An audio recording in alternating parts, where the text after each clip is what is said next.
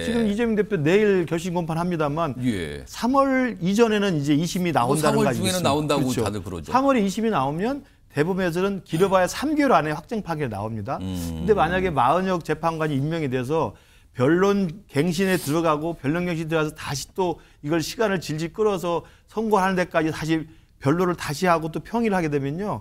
본래 3월 중순 정도로 예상됐던 선고기일이 한 달 이상 미뤄질 수가 있죠. 4월로 넘어갈 수 있다. 그렇습니다. 그렇다면 그 사이에 이재명 대표의 선거법 위반이면 2심 나오고 재판 결과 나올 수도 나왔죠. 그게 먼저 나올 수도 있다. 먼저 이거죠. 나오고 대법 확정 판결까지도 3개월이기 때문에 4월 달 4월 18일 전에는 지금 헌재가 선고를 해야 됩니다. 왜냐하면 4월 18일이면 2명 재판관이 그렇죠. 나가기 때문에 임기가 끝납니다. 4월 18일 전에 선고를 한다면 4월 초에 선고를 한다면 6월 대선이 되죠. 좀 계산이 이거 복잡합니다만 굉장히 복잡한 변수가 나올 수 있고. 6월 대선이 되면 3월에 이재명 대표의 2심이 만약에 유죄가 나오면 6월 대선까지 딱 3개월이 남습니다. 그럼 조희대 대법원장이 말하는 633 규정을 따르면 대선 선거가 있기 전에 대법 확정 판결이 안 나온다는 보장이 없는 거죠. 이미 재판 절차가 다 진행되어서 8명으로도 충분히 그 결과를 낼 수 있기 때문에 충분히 낼 수 있기 때문에 굳이 한 명이 더 이 사건에 대해서 재판관으로 참여하지 않아도 된다라는 의견들이 또 많이 있었습니다. 그렇기 때문에 저는 만약에 마은혁 재판관이 참여를 안 하면 또 국민의힘 쪽에서는 졸속 재판을 하기 위한 꼼수냐 이렇게 임명이 됐는데 왜 참여 안 합니까? 또 이럴 수도 있어요. 그렇죠. 공격할 수도 있겠습니다만 저는 헌법재판소에서 재판관들이 합리적인 판단을 내릴 수 있을 것이다. 그동안 얘기가 정치권에서 꽤 있었어요. 근데 오늘 헌법재판소가 딱 공지를 합니다. 공지를. 통보라고 할까요? 그러니까 이게 거슬러 올라가야 되는데 우선 이걸 이해하기 위해서는 지난해 12월 마지막 날 상황이에요. 최상목 권한대행이 국회에서 추천이 온 헌법재판관 3명 임명권이 있었어요. 근데 그중에 2명은 합니다. 각각 여야가 추천한.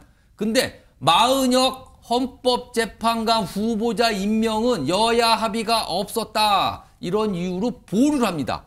지금까지 보류 상태가 쭉 이어져 왔어요. 그러자 해를 넘긴 1월 3일 국회 측에서 이거는 국회의 권한, 국회 추천 권한 이거를 침해한 겁니다. 이건 바로 임명해야죠. 문제를 삼아요.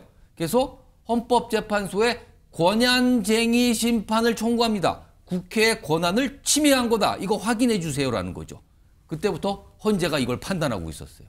그런데 오늘 헌법재판소가 마은혁 후보자 임명 보류권에 대해서 27일 선고하겠다고 날짜를 예고했습니다. 이게 권한쟁의, 국회 권한을 침해한 거냐 아니냐를 판단하겠다는 겁니다. 27일 나와요. 그날 결과가. 자, 그럼 2가지의 시나리오가 가능합니다.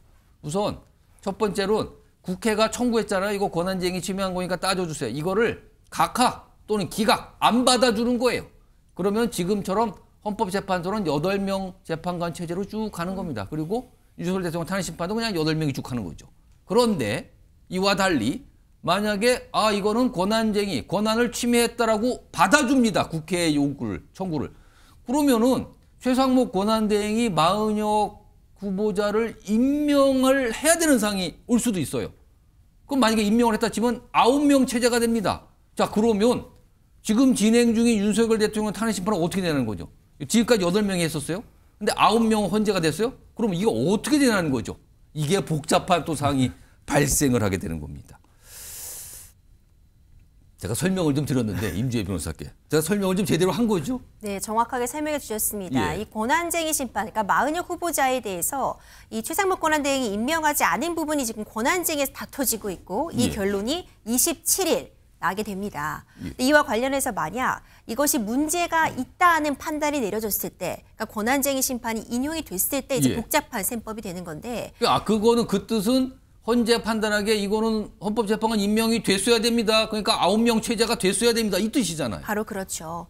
그렇다면 이제 최상목 권한대행 입장에서는 임명을 해야 되는 그런 입장이 써 있죠. 예. 물론 이것을 뭐 강제할 수 있느냐? 그건 또 없다면서요. 그렇죠. 강제권. 그 방법은 없습니다. 이제 그런 부분들이 이제 논쟁이 될 수는 있겠지만 적어도 마은혁 후보자를 임명하지 않으면 헌법적으로 문제가 있다는 부분이 확인된 이상 최상목 권한대행이 임명을 마냥 미룰 수는 없어 보입니다. 근데 지금 주목받는 게 왜 하필 오늘 이게 통보가 됐냐는 거죠. 오늘이 윤석열 대통령 탄핵 심판 마지막 변론인데 오늘 통보를 했대요. 이거 무슨 의미입니까? 제가 앞서 선고기일 보통 이틀 전에 알려준다고 말씀드렸잖아요. 오늘이 그 이틀 전이죠.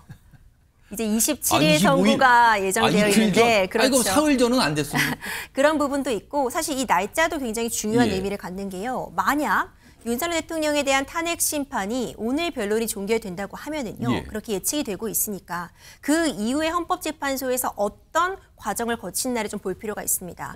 바로 아마 내일부터 오늘 변론이 종결되면 평의가 진행됩니다. 그 평이라는 거는 재판관들이 모여서 아 이거 어떻게 좀 판단할까요? 서로 계속 의견 교환을 하고 뭔가 더 작성하고 그러는 걸 말하는 거죠. 그렇습니다. 쟁점별로 재판관들이 의견을 개진하게 되는데 이 평의를 충분히 거친 다음에 이제 표결에 들어가게 되는 예. 겁니다. 그 이후에 판결문이 작성되고 선고가 이루어지게 되는 건데 지금 27일에 이 권한쟁의 심판이 판단을 내려지게 되면요. 예. 이때 만약 이 임명하지 않은 것, 마은혁 후보자 임명하지 않은 게 문제다라는 결론이 나더라도 예. 어쨌든 임명까지는 시간이 걸리게 됩니다. 그러겠죠. 그 며칠 사이에라도 평의는 몇 차례 이미 진행이 됐을 수 있거든요. 오. 매일매일 평의가 진행된다고 본다면요.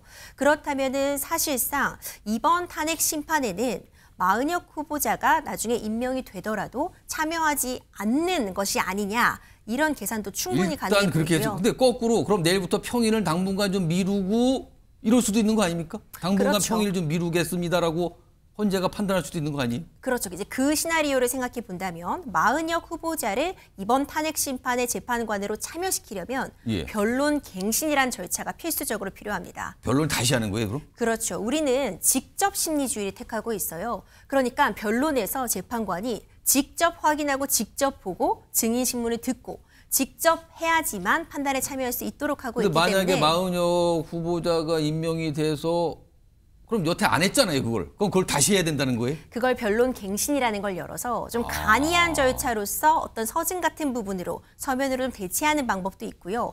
만약 이 부분에 대해서 윤석열 대통령 측에서 문제를 제기한다면 예. 간이 갱신을 받아들여지지 않는다면 변론을 다시 열어야 될 상황도 발생할 수 지금 있거든요. 했던 걸 또 해야 되는 거예요? 그렇죠. 그러면 사실 선고까지의 시간이 상당 부분 길어질 가능성도 있습니다. 어디까지나 이것을 재판부에서 어떻게 이 운영을 판단할지에 따라 달라지기 때문에 예. 조금 더 상황을 지켜볼 필요가 있어 보입니다. 아, 이거 굉장한 변수가 지금 등장을 한 거예요. 자, 요거 두 분과 함께 얘기도 해보죠. 복귀광 의원님. 네. 우선 좀 나눠서 보겠습니다. 이게 상황이 굉장히 좀 깊게 들어가야 되는데 우선 뭐 이 국회의 청구를 뭐 기각하거나 각하면 이제 단순해요. 그냥 그걸로 끝나는 거니까. 근데 만약에 받아주면은 이제 이 재판관 임명 문제가 발생하는데 최상목 권한대행이 이 키를 쥐고 있거든요. 만약 헌재에서 아 이거 임명 안 한 거 문제 있습니다라고 판단했는데 최상목 권한대행 임명을 해야 된다고 보십니까? 만약에 그렇게 나왔으면 마은혁 후보자를 헌법재판관으로 임명을 해야 된다고 보십니까? 아니면 임명을 할 필요를 없다고 판단하십니까? 우선 임명에 따른 여러 가지의 변화 뒤에 변수가 많아요, 지금. 걱정스럽기는 이 합니다만 파장이 많습니다, 지금.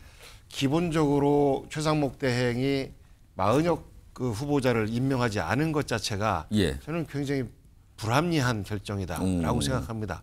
법에 대해서 이게 불법인지 아닌지에 대해서는 뭐 제가 뭐 말씀을 못 드리겠습니다만 그리고 저는 국회의장께서 좀 더 일찍 빠르게 권한쟁의 심판을 청구했어야 된다라는 생각을 갖고 있어요. 그런 요청들을 또 민주당에서도 여러 차례 했었었고 여야가 합의해서 세 분에 대한 청문회까지도 다 진행을 해놨는데 이것에 대해서 여야가 합의가 안 됐다라고 하는 말은 그야말로 일방적으로 억지를 부리는 국민의힘의 말만 듣고 그 최상목 대행이 결정한 거거든요. 예. 그래서 저는 그 권한쟁의 심판을 받아들일 가능성이 매우 높고 그렇다라고 하면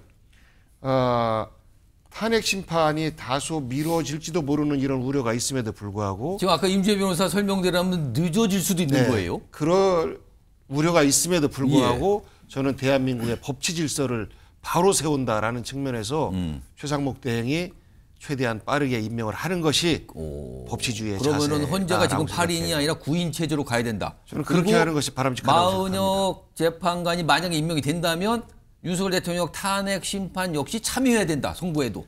그거는 또 별도입니다. 그건 별도. 그건 그거에 어떤 대해서는 좀 여러분들의 의견이 좀 갈리던데요. 예. 재판 갱신이라고 하는 게 이제 다시 재연하는 경우도 있지만 보통 예. 이제 녹취를 다 듣고 풀어내는 예. 또는 이것을 이제 그 기록으로 봐서 읽는 것 그렇습니다. 이런 것들에 대해서 약식으로 할 경우에는 여기에서는 이제 피청구인 쪽의 의견 동의가 있을 때 예, 예. 그런 식으로 진행이 된다라고 하는데 또 한편으로는 이미 재판 절차가 다 진행되어서 8명으로도 충분히 그 결과를 낼 수 있기 때문에 충분히 낼 수 있기 때문에 굳이 한 명이 더 이 사건에 대해서 재판관으로 참여하지 않아도 된다라는 의견들이 또 많이 있었습니다. 그렇기 때문에 저는 만약에 마은혁 재판관이 참여를 안 하면 또 국민의힘 쪽에서는 졸속 재판을 하기 위한 꼼수냐 또 이렇게 임명이 됐는데 왜 참여 안 합니까? 또 이럴 수도 있어요. 그렇죠. 공격할 수도 있겠습니다만 저는 헌법재판소에서 재판관들이 합리적인 판단을 내릴 수 있을 것이다라고 생각합니다. 그래서 임명은 하되 이번 윤석열 대통령 탄핵 심판에는 참여하지 않는 이런 방향으로 가게 되지 않을까라는 추측과 또 저의 기대 섞인 희망 섞인 말씀입니다. 알겠습니다. 이번엔 김근식 전 실장. 그러니까 지금 복귀왕 의원님 네. 민주당의 아마 생각인 것 같아요. 그러니까 마은혁 재판관이 헌재에 합류해서 9인 체제로 가는 거는 좋다. 그러나 윤석열 대통령 탄핵 심판에는 참여 안 하는 게 좋은 거 아니냐. 약간 요거에 약간 분리해서 보고 있어요. 어떻게 그러니까 보십니까? 민주당의 딜레마죠. 그러니까 민주당은 이 서둘러서 우원식 국회의장의 이른바 권한쟁의 심판을 해서 예. 마은혁 재판관의 미임명 조치가 잘못됐다라는 것을 인용을 받아내서 9인 체제로 만들어야만 이 8인 체제 중에서 6명이 인용을 해야 되는 거 아닙니까?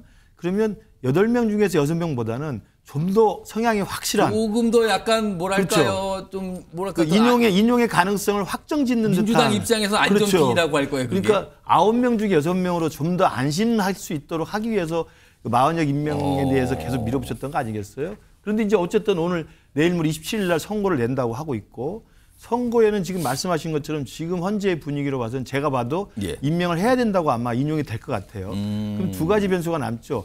임명한다고 인용이 돼서 권한쟁의 심판에 인용이 돼서 임명을 해야 한다 하더라도 최상목 권한대행이 임명을 계속 미룰 수는 있습니다. 그렇습니다. 미룰 수 있다고 하는데 만약에 최상목 권한대행이 지금 최근에 나온 보도에 의하면 임명을 검토 중이라는 기사도 있어서 예. 바로 임명을 한다고 한다면 이제 9인 체제가 되는 건데 예.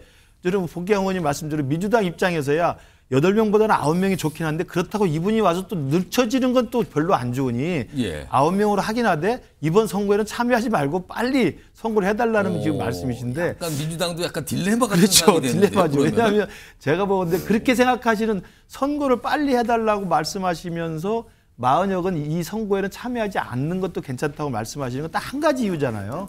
이재명 대표의 2심 선고가 나오고 대법원의 확정 판결에 나오는 그 시간 사이가 좀 더 늘어질 수가 있기 때문에 불안감이 늘어나는 거죠. 예. 지금 이재명 대표 내일 결심 공판합니다만 예. 3월 이전에는 이제 2심이 나온다는 거 3월 아니겠습니까? 중에는 나온다고 그렇죠. 다들 그러죠. 3월에 2심이 나오면 대법원에서는 길어봐야 3개월 안에 확정 판결이 나옵니다. 근데 만약에 마은혁 재판관이 임명이 돼서 변론 갱신에 들어가고 변론 갱신 들어가서 다시 또 이걸 시간을 질질 끌어서 선고하는 데까지 다시 변론을 다시 하고 또 평의를 하게 되면요.